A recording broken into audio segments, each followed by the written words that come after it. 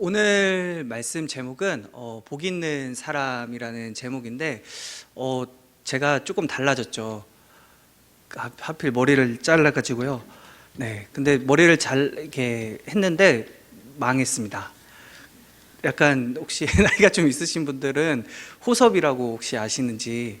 그래서 제가 어떻게 이거를 짧게 잘라서 이러다간 진짜 삭발할 것 같아서 말도 못하고 이렇게 안절부절하고 있는데, 그런데 마침 하필 또 이렇게 비주얼이 조금 원래도 안 좋았지만 안 좋은 상태에서 또 임지규 배우님이 이제 제 다음으로 나오신다고 하시니까 아주 지금 마음이 불안하고 네, 하필 왜 오늘일까 이런 생각이 좀 드는 그런 시간인데, 그래서 복 있는 사람을 이야기를 하다가 왜 이런 이야기를 했는가, 제가 과연 복 있는 사람인가 이런 생각을 조금 해봤습니다. 제목을 보고. 죄송합니다. 아무튼 오늘 말씀은 또 되게 짧게 진행이 될 건데 우리 집중해서 한번 들어주시면 감사하겠습니다. 그래서 오늘 말씀은 시편 말씀인데요.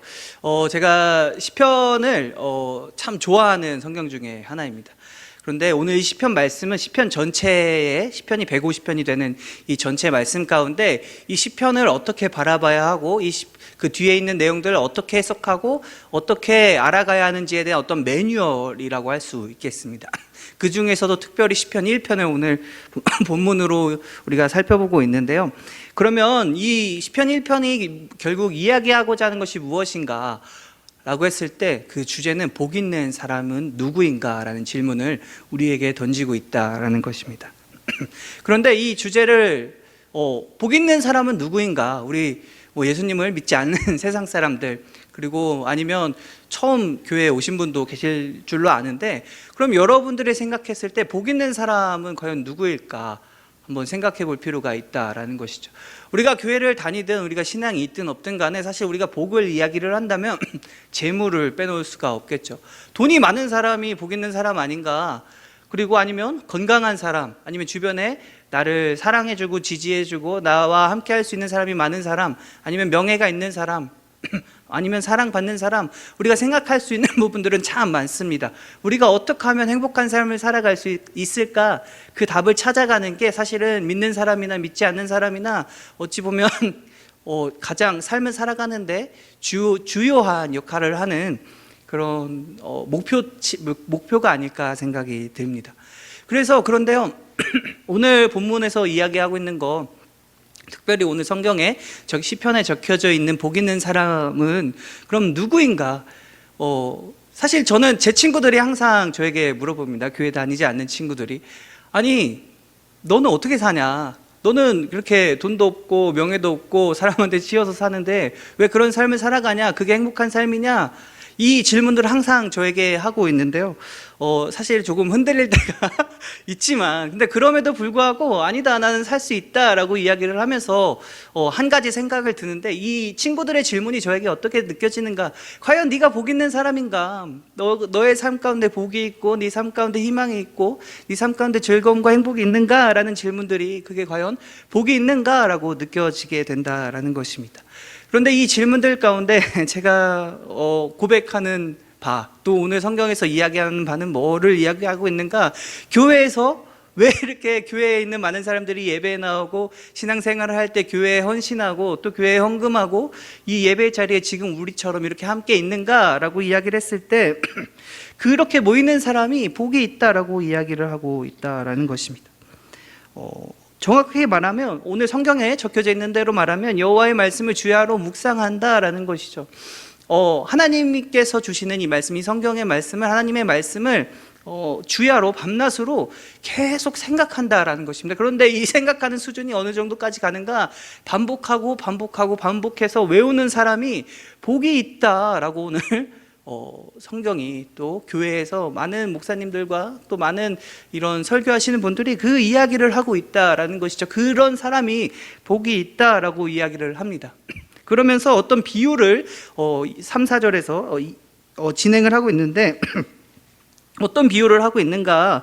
결국 여호와의 말씀을 주야로 묵상하는 사람이 어떤 사람인가를 한 가지 시적 표현으로 비유를 하고 있는데, 뭐냐? 시냇가에 심은 나무다라고 이야기를 합니다.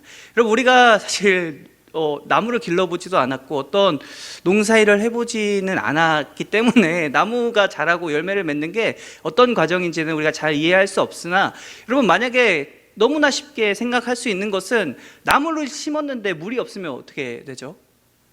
자연스럽게 열매는 맺지 못하고 어찌 보면 나무가 말라 죽게 된다라는 것이죠.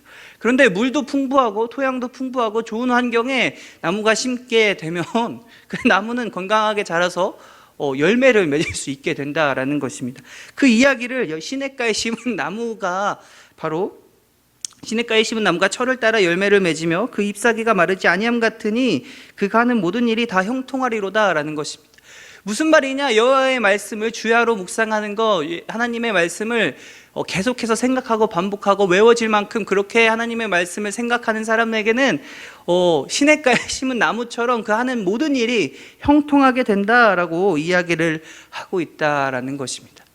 우리의 삶에 있는 모든 문제들 가운데, 어려움 가운데 우리가 여러 가지 우리의 삶에서 문제들을 마주하게 되지만 그 가운데 우리가 그 말씀을, 하나님을 찾을 때, 하나님의 말씀을 우리가 묵상할 때, 우리가 반복할 때 우리에게 형통함이 찾아오게 된다라는 것이죠. 그러면 왜 이 형통함이 우리에게 찾아오게 되는 걸까요? 왜 하나님의 말씀을 묵상하는데, 우리가 성경을 읽는데, 우리가 성경을 알아가는데 왜 형통함이 우리에게 찾아오는가? 가장 첫 번째 이유는 그렇게 말씀을 묵상할 때 형통함을 주시겠다 약속하신 하나님 때문이다라는 것입니다.